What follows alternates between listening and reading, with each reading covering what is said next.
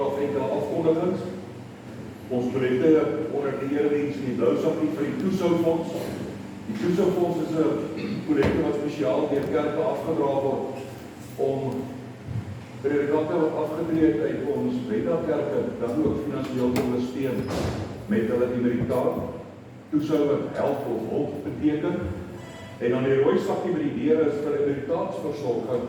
En dit is vir predikante wat geëmeriteer het in die GKSA om hulle dan ook te ondersteun in hulle emeritaat. So vanoggend ondersteun ons emeritie. Dis weer vanoggend Skoemansdal, ouderling Nardus Stegman en diaken Nardus Stegman Julia. Kritisasie na afloop van die erediens. Ons sê baie dankie vir Shemaine Swartpool wat die preekverduideliking doen vir ons kleintjies. En dan ook is dit Hankie Jansen van Vieren wat vir ons die skrifwerk maak saam met dit van baie dankie daarvoor. Bybelstudie Dinsdag, die 25ste Februarie om 6:00 onder die Lapa. Broers en susters, baie dankie aan almal wat gister sit op ontbyt bygewoon het.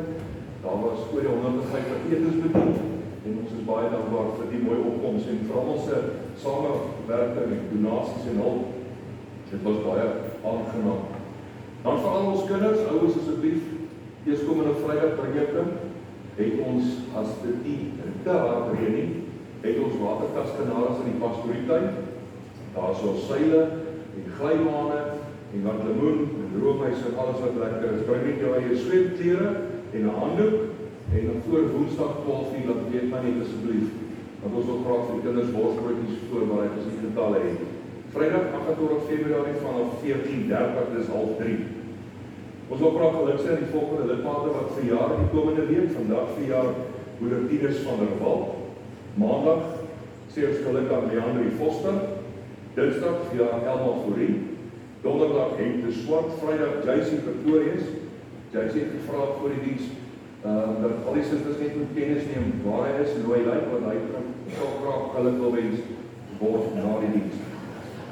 Dan Saterdag die 1ste sê ons geluk aan ons Peter Arends en looplik maar Jaden Besuidering. Geliefdes onder mededeling, ons is dankbaar vir Chris Delmauser is gister ontslaan uit die hospitaal en hy sterk tans thuis aan by sy seun in Pietersburg en hy sal weer Dinsdag weer by die huis wees. Sê sterk aan moeder Lou Pretorius wat Vrydag mediese ondersoeke gegaan het. Hulle gaan kyk na sy pas van gee. Al die gestellings en dinge is nog mooi. Hulle gaan net sy gesondheid bietjie monitor met medisyne wat hulle aanpas. Moeder Alice Pilian is Vrydag opgeneem in die hospitaal van harttoetse. Die moeder sit ons verneem dat daar 'n hartklep is wat nie 100% werk nie en dat hulle dit sal moet regmaak voordat hulle die hartoperasie kan doen. So ons dink aan hom en Suster Gerda sê hulle baie sterkte. En moeder susters, is dit baie tragies. Suster Jolande Herbs het verlede week haar vader verloor en in die week wat verby het sy ook haar moeder verloor. En dit is 'n dubbele klipslag vir haar en vir die familie. Die mag die Here julle besonder naby wees. Mag die Here julle vertroos deur sy Heilige Gees. Ek gaan vra dat ons almal net opstaan vir 'n oomblik om ons in 'n gesinne mee te bely.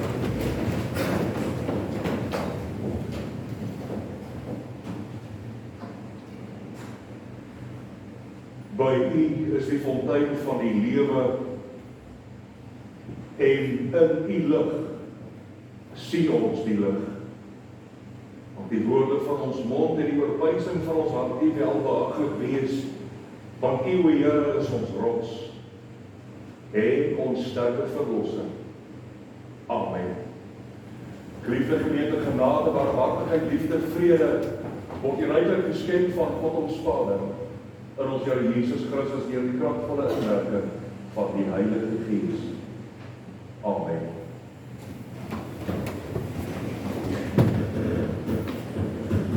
Liefdes, laat ons saam sing tot lof van die Here, Psalm 107, daarvan ons eerste en ons 10de vers. Laat ons met offerhande die Here loof en dank, die werke van sy hande vermeld met klare klank. Hy wil hom dank bewys vir redding wat so soet is, hom met hulle offers prys, omdat hy groot en goed is. Psalm 7 vers 1 en vers 10, dan bly ons geloof.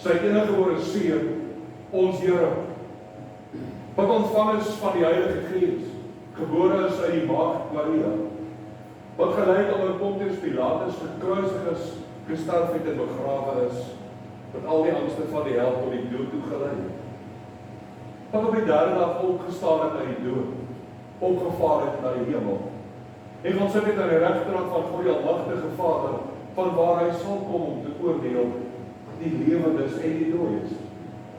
Ek glo in die Heilige Gees. Ek glo in die heilige algemene Christelike kerk, die gemeenskap van die heiliges, die vergewing van sondes, die opstanding van die liggaam en 'n ewige lewe. Amen.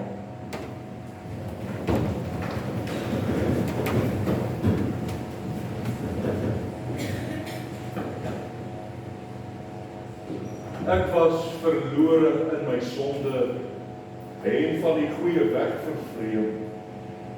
Doch doen die Heer aan my die wonder om my as kind terug te neem. Ek loof en prys U deurentyd en roem U groot barmhartigheid. In antwoord op die Here se wet, geliefdes, is deel van ons verootmoediging en skuldbelydenis, sing ons lied 445, die tweede vers. Maar kom ons luister na die woord van Eksodus 20. Toe het God al die woorde gespreek en gesê, ek is die Here jou God, het jou uit Egipte land uit die slawehuis uitgelei het. Jy mag geen ander gode voor my aangesig hê nie. Jy mag vir jou geen gesteede beeld of enige gelykenis maak van wat bo in die hemel is, of van wat onder op die aarde is, of van wat in die waters onder die aarde is. Jy mag jou voor hulle nie neerbuig en hulle nie dien nie, want ek die Here jou God is jaloerse God, wat die misdaad van die vaders besoek aan die kinders, en die derde en die vierde geslag van die wat my haat. En ek bewys barmhartigheid aan duisende van die wat my liefhet en my gebooie onderhou. Jy mag die naam van die Here jou God nie ydelik gebruik nie, maar die Here sal weet dat sy naam ydelik gebruik nie ongestraf laat bly. Gedenk die Sabbat by jou heilig, 6 dae moet jy arbeid aan jou werk doen, maar die 7de dag is die Sabbat van die Here jou God, en dan mag jy geen werk doen nie. Nie jy of jou seun of jou dogter of jou diensknegt of jou diensmaagd of jou vee of jou vreemdeling wat in jou poorte is. Want in 6 dae die Here die hemel en die aarde gemaak, die see en alles wat daarin is, en op die 7de gerus. Daarom het hy dus 'n gereelde rusdag ingestel en dit geheilig. Eer jou vader en jou moeder, dat jou daar verleng mag word in die land waar die Here jou God aan jou gee. Jy mag nie doodslaan, jy mag nie egbreek nie, jy mag nie steel nie, jy mag geen valse getuienis teen jou naaste spreek nie, jy mag nie jou naaste se huis begeer nie, jy mag nie jou naaste se vrou begeer nie, of sy diensknegt of sy diensmaagd, of sy os of sy esel, of enigiets anders wat van jou naaste is nie.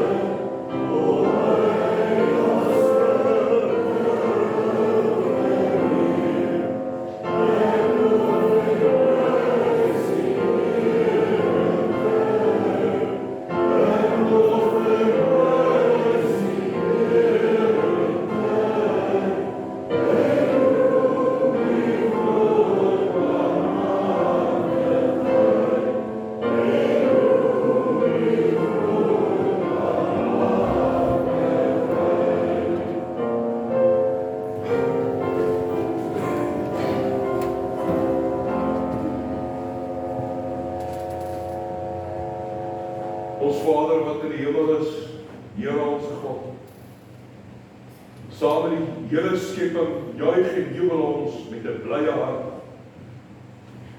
omdat U vir ons goed is, omdat U vir ons sorg, omdat U hand vir ons ruim oop is. Ons sien dit in die lewe daar buite, die reën, elke hemeldruppel genade. U wat hemelwater stuur, ten strome vloei, wat damme volmaak, wat die onderaardse watertafel het lig, sodat ons van hierdie water kan leef.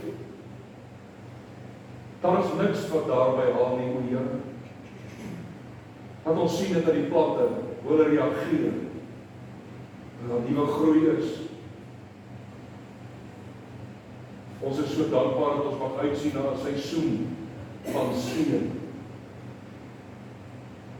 Maar as ons van buite af binne toe kyk na ons eie hart en lewe, o Vader, bely ons ook dat U vir ons so goed is, elkeen persoonlik, dat U ons na liggaam en siel voed en versorg, al die dae van ons lewe. Dat ons mag bely dat U nie net die Creator, die Skepper is nie, maar ook die onderhouer en die versorger. Dat jy elke oomblik van elke dag betrokke is in dit wat U gemaak het en dat U in staat is. Dankie vir elke hartklop, vir elke asemteug. Dankie vir die bloed wat nog bruis in ons are. Dankie vir die lewe. Baie dinge wat ons vanselfsprekend aanvaar, o Here, wat die wonder om te kan sien, te kan ruik, te kan tas, te kan proe, te kan hoor. So wonderlik wil U gee aan ons in hierdie erediens, waarlik al ons sintuie sal inspann om U te verheerlik. Hier waar ons nou so diep bewus mag wees van U heilige teenwoordigheid.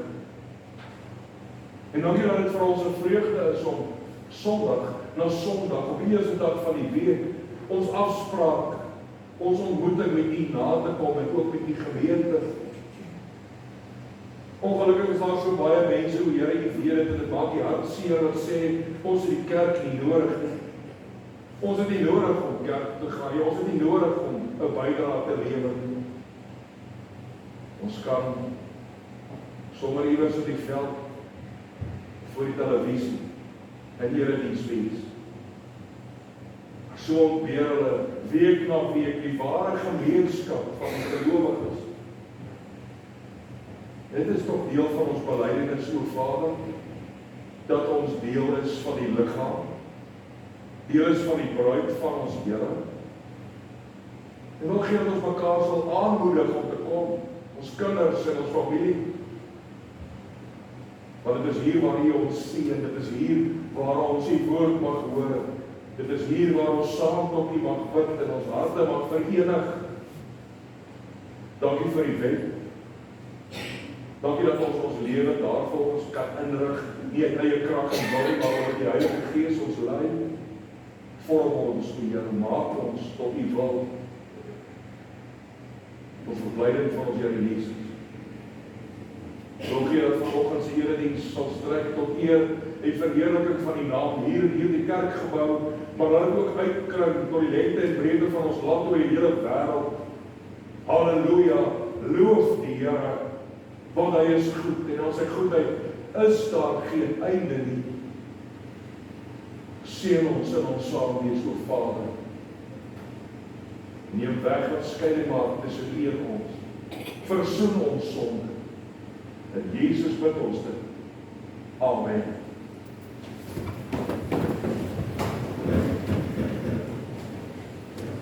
Geliefdes, ons skriflesing uit Eksodus hoofstuk 5.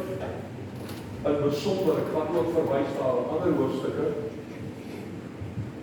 Eksodus 5 vers 1 tot 24. Daarna het Moses en Aaron na die Farao toe gegaan en gesê, so sê die Here, God van Israel laat my volk gaan, om tot my eer fees in die woestyn te vier. Maar die Farao het geantwoord en wie is die Here nogal, dat ek na hom sal luister om Israel te laat gaan.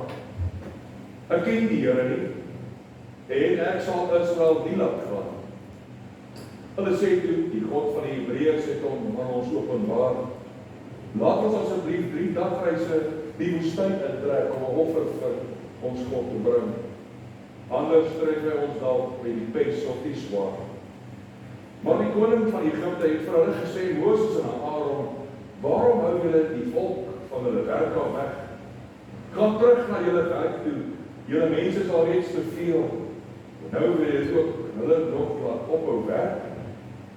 Dieselfde dag nog het die farao die slawedrywers van die volk en hulle opsigters beveel: julle mag nie meer soos vroeër vir die volk strooi gee om bakstene mee te maak nie. Laat hulle self gaan strooi by mekaar maak. En julle moet vir hulle dieselfde hoeveelheid stene as tevore bly eis. Julle mag niks verminder nie. Hulle sê bly, daarom hou hulle aan met meel. Ons wil vir ons God gaan offer. Die werk moet vir die manne so swaar wees, so hulle so besig hou, dat hulle nie hulle ore uitleen vir allerhande leuns nie. Toe die slawedrywers en die opsigters van die volk vir hulle gaan sê, so sê die farao: julle kry nie meer strooi nie, loop, haal dit self, waar julle dit ook al kan kry. Maar aan die hoeveelheid werk word niks verminder nie. Die volk het toe dwars oor Egipte stoppels by mekaar gemaak. Die slawedrywers het hulle aangejaag en gesê: julle moet nog elke dag soveel lewer soos toe daar nog strooi verskaf is. Boonop het die farao se slawedrywers die Israelietiese opsigters geslaan, het vir hulle gesê: waarom het julle nie vandag net soos vroeër dieselfde hoeveelheid stene gemaak nie? Die Israelietiese opsigters kom klaar toe by die farao: waarom maak jy so met die werksmense? Daar word nie meer strooi aan ons verskaf nie, en tog bly die drywers vir ons sê: maak bakstene. Ons word mishandel, maar eintlik lê die fout by u mense. Toe sê die farao: julle is lui. Dit is die dat julle bly sê, ons wil vir die Here gaan offer, loop, gaan werk. Hulle sal nie vir julle strooi gee nie, maar julle quota bakstene sal julle lewer. Toe die farao vir die Israelietiese opsigters sê dat die dag as die quota bakstene nie verminder gaan word nie, het hulle besef wat 'n ramp hulle getref het. Moses en Aaron het hulle buite uitgewag en die opsigters van die farao by hulle kom, sê hulle vir Moses en Aaron: mag die Here julle straf omdat julle so ons naam sleg gemaak het by die farao en sy amptenare. Het vir hulle 'n swaard in die hand gegee om ons mee dood te maak. Daarna het Moses weer na die Here gegaan en gesê: Here, waarom werk jy so sleg met hierdie volk? Waarom het jy my nou eintlik gestuur? Die eerste oomblik af dat ek by die farao gekom het om hierna te praat, het hy hierdie volk mishandel. Tog het hy niks gedoen om die volk te red nie. Toe sê die Here vir Moses: nou sal jy sien wat ek met die farao gaan doen. Ek gaan hom dwing om my volk te laat gaan, ja. Ek gaan hom dwing om hulle uit sy land uit weg te jaag. Tot sover ons skriflesing. Geliefdes, ons vra vir my en al die klein kindertjies om te vandag vir vreedbegeleiding en ons sing Psalm 95 vers 4.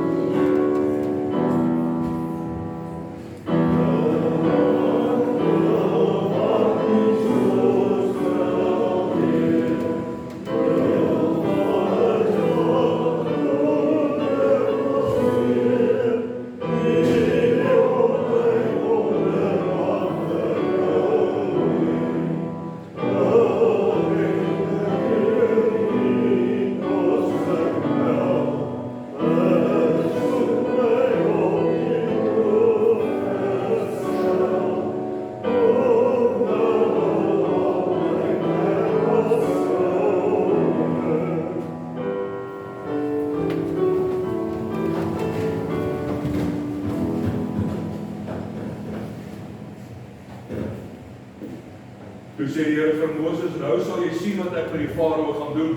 Ek gaan hom dwing om my volk te laat gaan jaag. Ek gaan hom dwing om hulle uit sy land weg te jaag.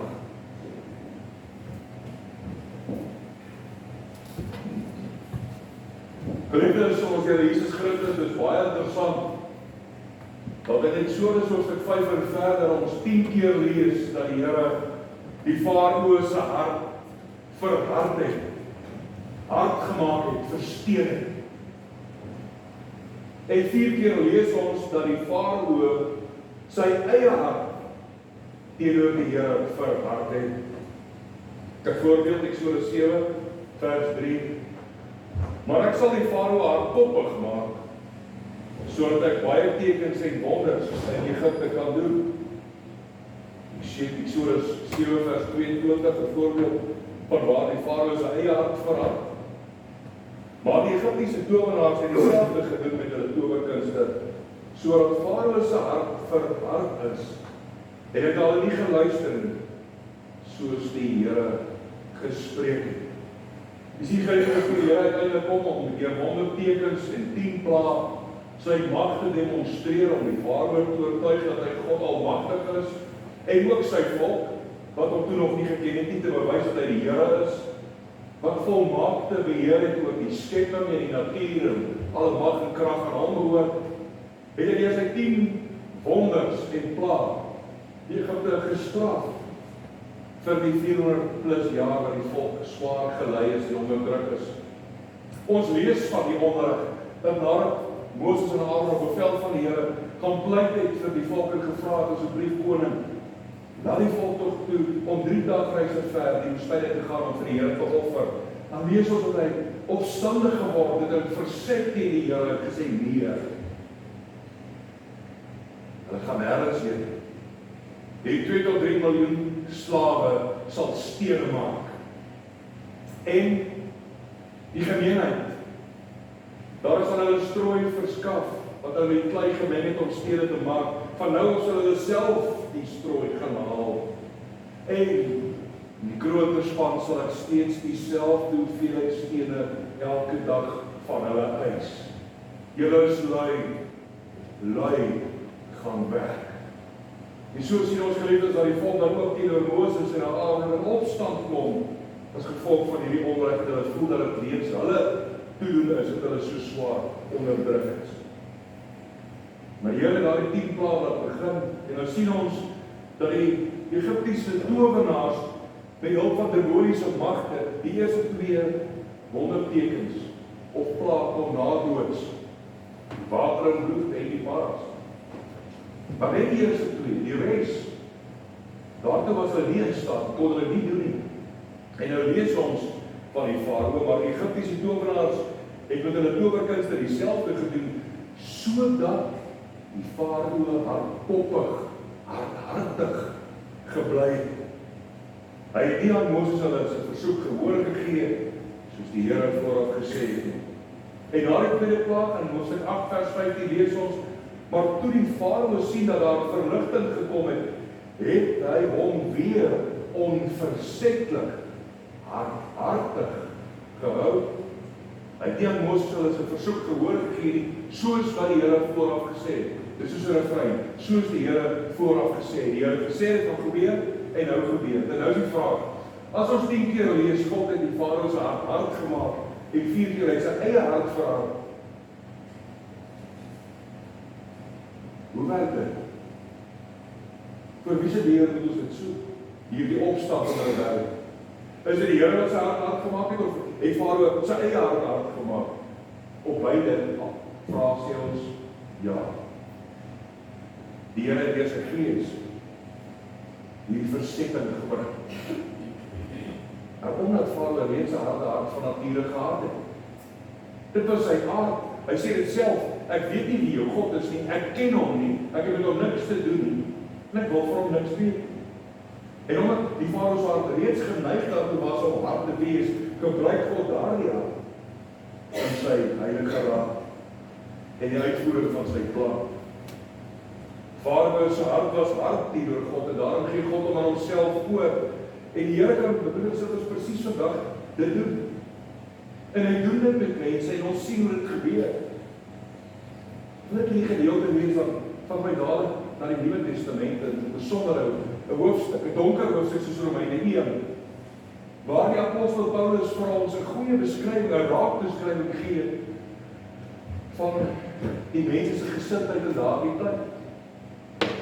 Van die mense wat in Rome geleef het, 'n eeu na Christus. En wanneer ek lees wat daar van hierdie mense gesê word, dan kan ek nie anders as om te sê, dit is amper soos ons tyd vandag.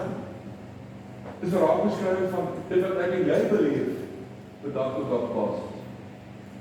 Dan maak die koerant oop, sy televisie aan, luister na gesprekke in vriendekringe, dis dieselfde. Ons lees in Romeine 1 vanaf vers 18, God openbaar vanuit die hemel sy toorn oor al die goddeloosheid en ongeregtigheid van die mense, wat die waarheid deur die ongeregtigheid probeer onderdruk. Wat 'n mens van God weet, het God immers binne die bereik van 'n mens gesit. Van die skepping van die wêreld af kan 'n mens uit die werke van God duidelik aflei dat sy krag ewigdurend is en dat hy waarlik God is. Hoewel dit dinge is wat 'n mens nie met die oog kan sien. En vir hierdie mense is daar dus geen verontskuldiging meer nie, omdat hulle al weet van God. Hulle hom nie as God wil eer of dank nie. Met hulle redenasies bereik hulle ook niks. En deur hulle gebrek aan insig bly hulle in die duister. Hulle gee voor dat hulle verstandig is, maar hulle is dwaas. In die plek van die heerlikheid van die onverganklike God stel hulle beelde wat lyk soos 'n verganklike mens of soos voëls of diere of slange. Skoon. Daarom gee God hulle aan die drange van hulle hart oor en aan sedelike onreinheid sodat hulle liggame onder mekaar onteer. Dit is hulle wat die waarheid van God verhuil vir die leuen. Hulle dien en vereer die skepsel in plaas van die skepper. Humanisme. Dit gaan meer oor die wil van die mens en dit wat die meerderheid wil hê en navolg. As dit wat God in sy woord vir ons sê. Ons vereer eerder die skepsel, die mens, as die skepper God. Daarom gee God hulle oor aan hulle skadelike drifte. Hulle vroue verander die natuurlike omgang in 'n teennatuurlike omgang. Net so wat vaar die man so op die natuurlike omgang met die vrou, die brand van begeerte vir mekaar. Die Latynse woord contra naturam, die teennatuurlike drang wat by die mens opkom en God sê, gaan aan, gee oor.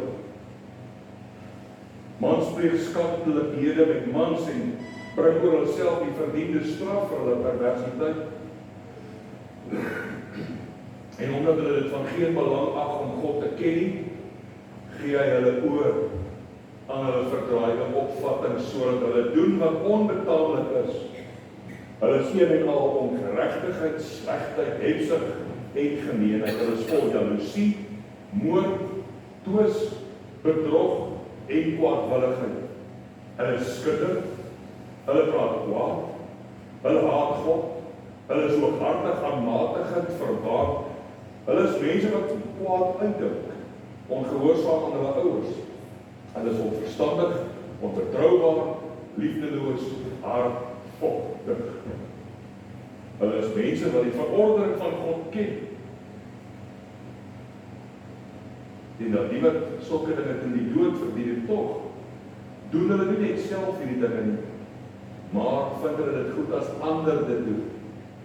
Sê jy met my broers en susters 'n baie raak beskrywing van ons eie kultuur en ons eie tydsgees. Hier gee die apostel vir ons daardie goeie beskrywing van mense se harte en gesindheid.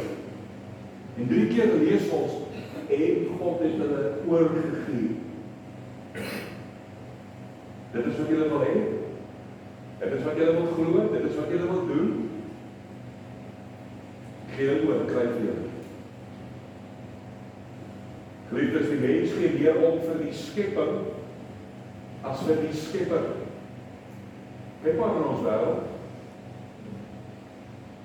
Hoe mense baie moeite doen en baie rande opdog om 'n Wes-Berlynse konyn, 'n sneeukonyn, te red. Of 'n kwartel in Skotland van uitwissing te bevry. Maar dan gee God geen eer. Meer met die skepsel as met God die skepper. Dit gaan oor meer wat die mens wil hê en wat vir die mens lekker is. En wat die mens besluit as die Here se wil. Daarom lees ons gee God hulle oor aan hulle skadelike drifte. En omdat hulle dit van geen belang af om God te ken nie, gee hulle oor hulle verdraaide opvattings. Sorg hulle doen wat onbetaamlik is. Jy weet nie gelukkig as die mens lank genoeg in rebellie teen die Here leef, lank genoeg sy vuisie teen Jebel en Baal in opstand teen God, weier om gehoor te gee aan God se woord, weier om te buig voor God se gesag, is dat God in sy groot genade sê, goed so. Dit is wat jy wil hê. Dit is wat jy verkies, dit is hoe jy wil lewe, gaan dan maar aan. Ek gaan jou nie doen nie, ek gaan jou nie forceer nie, doen maar net wat jy wil. As jy my nie wil hê nie, as jy nie my wil ken nie, my kind wil wees nie, ek gaan jou nie doen nie, gee jou jouself oor. Ek kyk so genade en liefdevol as ons God. Weet jy, hy is nie 'n tiran of 'n diktator wat jou agter die nek gryp en jou forceer en jou boelie en jou dwing om hom lief te hê, om Sondag kerk te kom, om vir hom te leef, vir hom jou offers te bring. As jy nie wil kerk toe kom, as jou sitplek week na week leeg is, as jy jou dankoffers wil gee nie, God gaan jou nie met weerlig tref. Gaan jy nie dood nie. So dit is wat jy wil hê. Laat jy jou toe met doen. Jy kan self besluit, self kies. En die Here gaan jou later oorgee aan jouself. Let op, hy gee nie op nie. Hy gee jou net oor. As jy dan die sonde wil kies en sonder die Here wil leef, gaan ons onsself later vasloop. En gaan ons besef dat 'n lewe sonder God eintlik geen lewe is nie. Jy sien, God gee ons van onsself oor, sodat ons juis kan vasloop. So Salomo kan sê, sonder God is alles 'n gejaag na wind. Sonder God maak niks eintlik meer vir my sin nie. God gee ons oor onsself, sodat ons tot die besef kan kom, sonder die Here kan ek nie en wil ek nie leef nie. Die Here vat my terug. Wees my arme sondaar genade. Dis so baie klein kindjie. Ek sien daai kind voor my, want ek wil self daai kind. Wat sy klein tasie pak, 2 tientjies, 2 minute noedels, 'n paar broodjies en 'n appel, ketjie om die nek en 'n teddy onder die arm. Ek loop nou weg. Ek is nou klaar met die huis, met hierdie pa en die ma. En ek vorder tot by die klein hekkie. Ek kan nie daar uit nie. Ek is te bang. Ek wil die altyd terugkyk, wanneer kom hulle my haal, wanneer kom hulle my keer, maar niemand kom nie. Dan sit ek maar daar by die tuin hekkie, my hart is seer. En nou het ek besef, maar ek kan nie sonder pa en ma. Hier is my huis. Gaan ek maar weer terug. Pa en ma is altyd daar om my weer terug te ontvang. En presies so werk die Here met ons, as ons tassies wil pak, en ons wil uitgaan en wegloop. In Hebreërs 3 lees ons, broers, julle moet toesien dat daar nooit by een van julle 'n verkeerde gesindheid van ongeloof ontstaan en hy van die lewende God afvallig word nie. Maar solank as dat daar nog 'n vandag is, moet julle mekaar elke dag aanspoor, sodat niemand van julle deur die misleiding van die sonde verhard word nie. Ons bou deel aan Christus as ons eindtyd volhard in die vertroue waarmee ons begin het. En daarom word daar gesê, vandag as julle die Here se roepstem hoor, verhard julle nie, maar neig nie, oor moenie hardkoppig wees, soos julle voorvaders wat in opstand gekom het. Vandag, my broer en suster, as jy God se roepstem hoor, maak oop jou ore, sag jou hart, en hoor wat 'n liefdevolle Vader vir jou sê. Ons harte dit weet ons kan versteur en vernield word deur sonde, deur die duiwel self, ons grootste vyand, die verleier, die mensehater, die mensemoordenaar van die begin af. Ons harte kan hard gemaak word deur die lewe, deur moeilike omstandighede, deur seerkry dinge en swaar kry dinge wat met ons gebeur. Ons harte kan verhard omdat ons dalk kwaad is vir die Here, gefrustreerd is met die Here, omdat hy nie vir my gee wat ek vra. Omdat hy my omstandighede so plooi en laat uitwerk soos ek dit verkies en graag sou wil hê. En daarom is ek kwaad en omstandig my hart aan. Dan Spreuke 28:14 lees ons gelukkig is die mens wat gedurig bly vrees. Met ander woorde die mens wat 'n nederige kinderlike afhanklikheid onderwerp aan die Here en sy wil. Maar hy wat sy hart verhard, sal in onheil val. Hy wat nie hoor as die Here na hom roep en met hom praat. Hy wat nie reageer wanneer God se woord na sy lewe kom. En daarom, my broer en suster, is dit 'n gebed wat ek en jy elke dag moet bid, want van nature is ons geneig om God en ons naaste te haat. Van nature is ons geneig om vir onsself te kies, ons eie lewe te leef soos ons wil.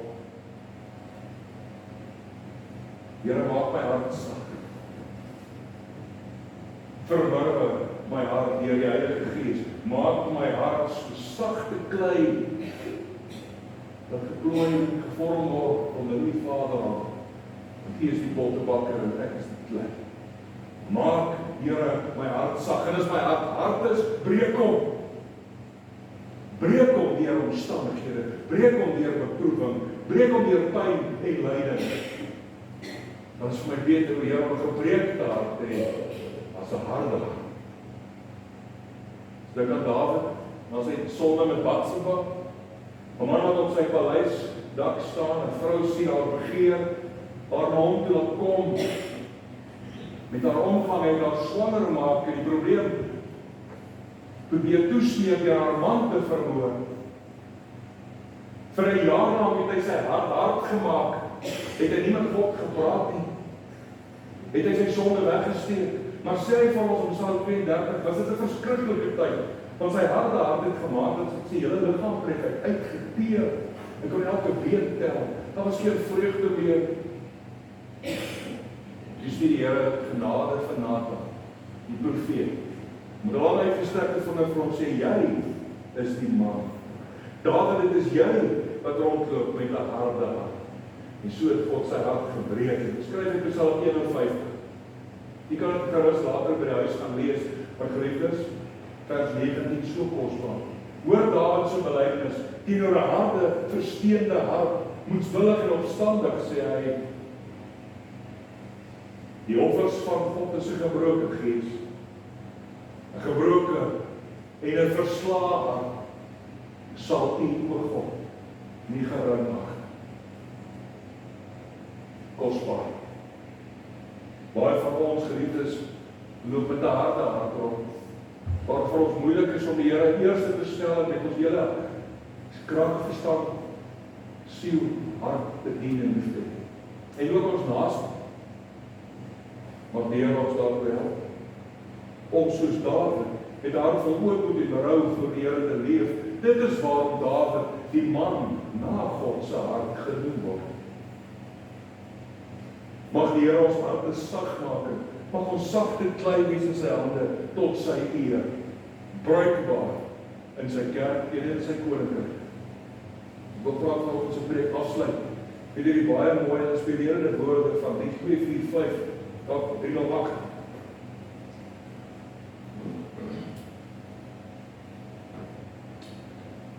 Neem my lewe, laat dit Heer U gewy wees, meer en meer. Laat my hart gedurig juig en van dankbaarheid getuig. Neem my hande, maak ons sterk, diensbaar in die goeie werk. Neem my voete, skoei, Heer, met bereidheid tot U eer. Neem my stem en laat my sing aan U, Here, hulde bring. Laat my mond die boodskap dra, alsof vanaand wat U vra. Neem my goud en silwer, Heer, niks noem ek my eie weer. Al my kennis en verstand stel ek in die Vader. Maak my hart vir U tot troon, deur die Gees wat in my woon. Rig my wil, gevoel en daad altyd na U wyse raad. Amen. Liefdes, kom ons sing Psalm 95. seker nie gaan dit nou vers 4 lees.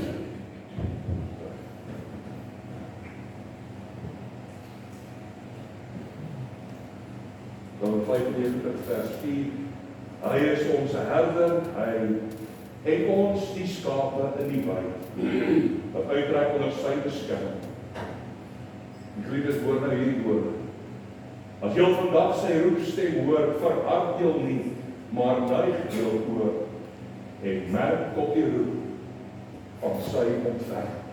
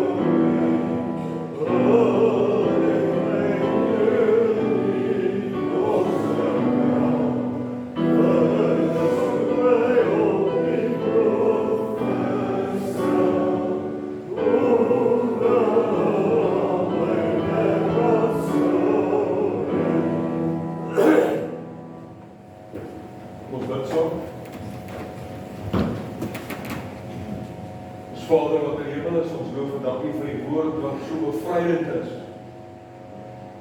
Die woord wat ons oortuig van die liefde. Wanneer ons teenoor U verhard, U ons aan onsself oorgee, sodat ons onsself vasloop, om tot die besef te kom, sonder U kan ons nie, wil ons nie lewe nie. Sonder U is daar geen lewe nie. En dat ons daardie klein kindjie weer terugkom, en die met openbarings gereed staan in ons stond om hels en terug te ontvang. Dankie dat U ons so lief het, o Here. So lief het dat U alles gee, niks terughou nie. En ons sien U alles gewende, alles opofferende aandag by liefde in Jesus Christus aan die kruis. Wil U daardie beeld in ons gedagtes inbrand. Elke keer wanneer ons sonde doen, elke keer wanneer ons U wil, U woord, U wet oortree, dat ons Jesus Christus sal sien aan die kruis, sal sien hoe swaar hy gestraf is vir ons. Dat ons nooit van die sonde 'n ligtelike saak sal maak, maar daarom sal dink dat ons Here Jesus tot die dood toe gestraf is, sodat ons kan lewe. En daarom kan ons lewe, het U ons die lewe gegee, maar o Here, nie 'n lewe wat ons selfsugtig vir onsself moet hou nie.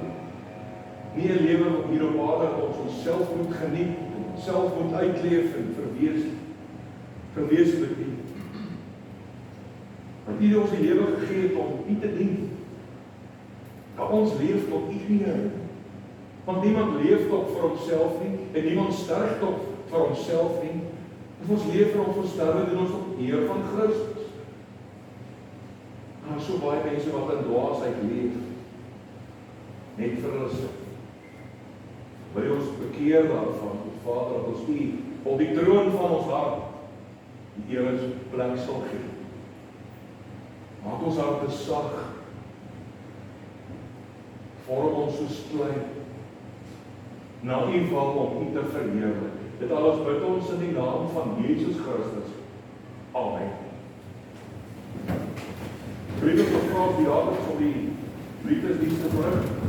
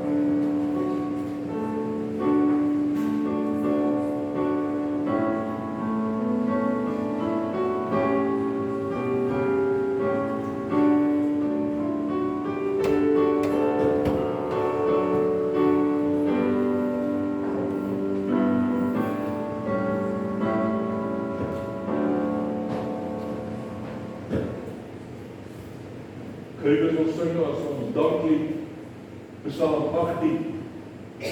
Psalm 18, die kosbare belydenis, jubelroep dat ons God liefhet. Dit is baie persoonlik. Kyk hoeveel keer gebruik Dawid die woord my Here, my sterkte, my rots, my redder, my skild, en so meer.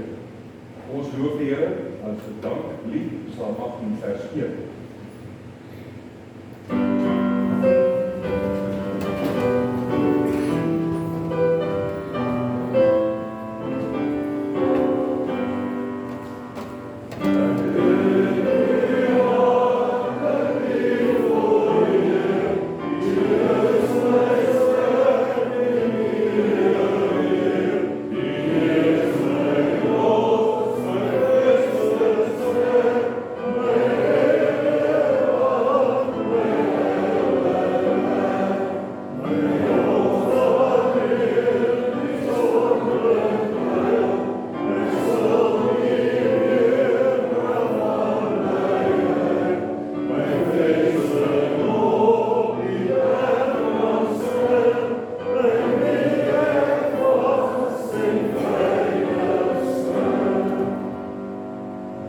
Geliefdes, vir God ontvang die Here se seën van hierdie week in sy vrede. Die genade van ons Here Jesus Christus, die liefde van God ons Vader, die gemeenskap van die Heilige Gees, is en bly met elkeen. Amen.